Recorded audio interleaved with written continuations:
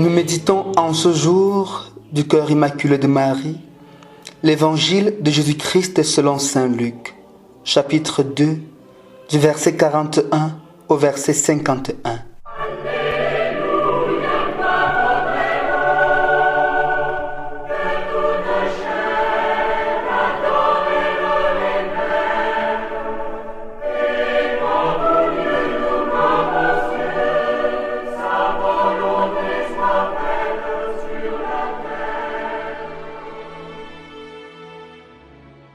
Chaque année, les parents de Jésus se rendaient à Jérusalem pour la fête de la Pâque.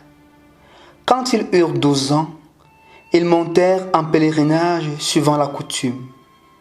À la fin de la fête, comme ils s'en retournaient, le jeune Jésus resta à Jérusalem à l'insu de ses parents. Pensant qu'il était dans le convoi des pèlerins, ils firent une journée de chemin avant de le chercher parmi leurs parents et connaissances. Ne le trouvant pas, ils retournèrent à Jérusalem en continuant à le chercher. C'est au bout de 3 jours qu'ils le retrouvèrent dans le temple, assis au milieu des docteurs de la loi. Il les écoutait et leur posait des questions, et tous ceux qui l'entendaient s'extasièrent sur son intelligence et sur ses réponses. En le voyant, ses parents furent frappés d'étonnement, et sa mère lui dit : « Mon enfant, pourquoi nous as-tu fait cela ?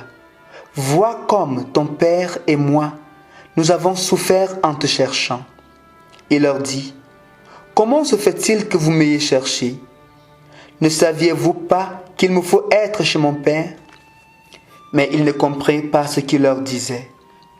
Il descendit avec eux pour se rendre à Nazareth, et il leur était soumis. Sa mère gardait dans son cœur tous ces événements.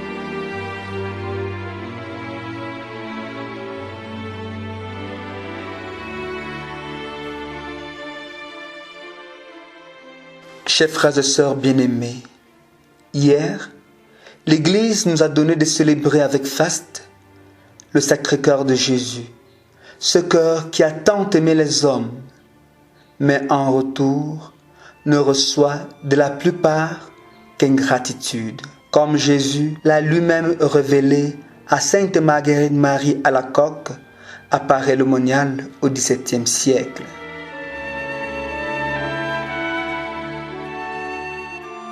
Aujourd'hui, nous célébrons un autre cœur, celui de Marie, le cœur immaculé de Marie, donné pour aider au salut du monde.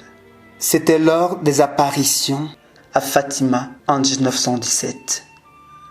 La Vierge Marie dit clairement à ses 3 petits confidents : « Jésus veut établir dans le monde la dévotion à mon cœur immaculé. » Ce cœur sans tache, ce cœur rempli de Dieu, ce cœur totalement voué à l'obéissance et à l'écoute de Dieu.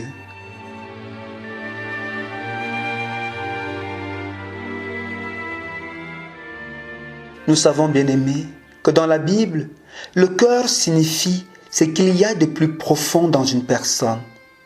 Cet endroit d'où jaillit toute pensée, toute parole et toutes nos actions.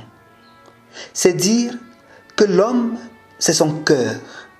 Si ton cœur est mauvais, ta vie aussi sera mauvaise. Et si ton cœur est bon, il va de soi que ta vie sera bonne et toi-même, tu seras quelqu'un de bien. Un proverbe dit d'ailleurs que le manguier ne pourra jamais produire des avocats. Ainsi, la vie de chacun ne révèle que l'état de son cœur.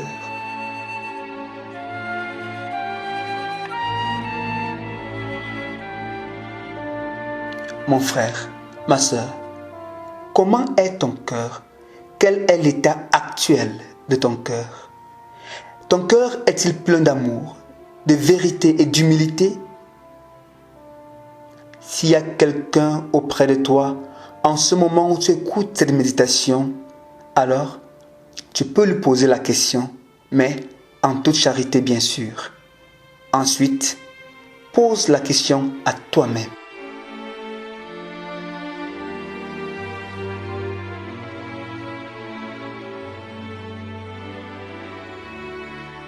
Dans l'évangile de ce jour, Marie nous est donnée un exemple comme quelqu'un de bon cœur, qui ne juge pas, qui ne condamne pas, mais qui écoute et médite. En effet, après avoir retrouvé dans le temple l'enfant Jésus qu'ils ont cherché pendant 3 jours, Marie ne s'emporte pas. Elle lui pose simplement la question pour comprendre. Elle dit, « Mon enfant, pourquoi nous as-tu fait cela? Vois comme nous avons souffert en te cherchant, ton père et moi. » Jésus s'étonne et leur demande s'ils ne savaient pas que c'est dans la maison de son père qu'il doit être. Mais Marie et Joseph n'ont rien compris de tout cela, nous dit l'Évangile. Mais ce qui est vraiment beau et touchant, c'est que l'Évangile ajoute que Marie gardait dans son cœur tous ces événements.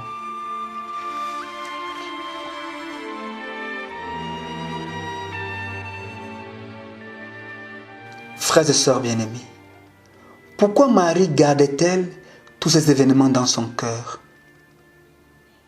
C'est clair que puisqu'elle a un cœur pur, un cœur immaculé, elle gardait ces événements dans son cœur pour les méditer, mieux les comprendre et bien les vivre. Aujourd'hui, la question peut également nous être posée. Quels événements gardons-nous dans nos cœurs et pourquoi les gardons-nous? Beaucoup d'hommes et de femmes aujourd'hui ont une mémoire sélective, une mémoire qui choisit de vite oublier les bienfaits reçus pour ne garder au plus profond du cœur que des torts subis et des blessures reçues afin de bien nourrir la rancœur et la vengeance. C'est simplement malheureux, regrettable et bien triste. Ceux et celles qui gardent ce genre d'événements dans leur cœur sont victimes de leur propre égoïsme.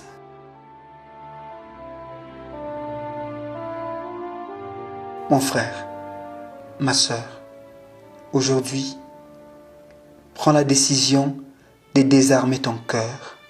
Oui, purifie ton cœur et laisse la vraie joie envahir ta vie. Demandons au Seigneur en ce jour, par l'intercession de Marie au cœur immaculé, de changer notre cœur de pierre en cœur de chair, qui sache écouter, garder et méditer tous les événements de la vie pour en tirer toujours un plus grand bien.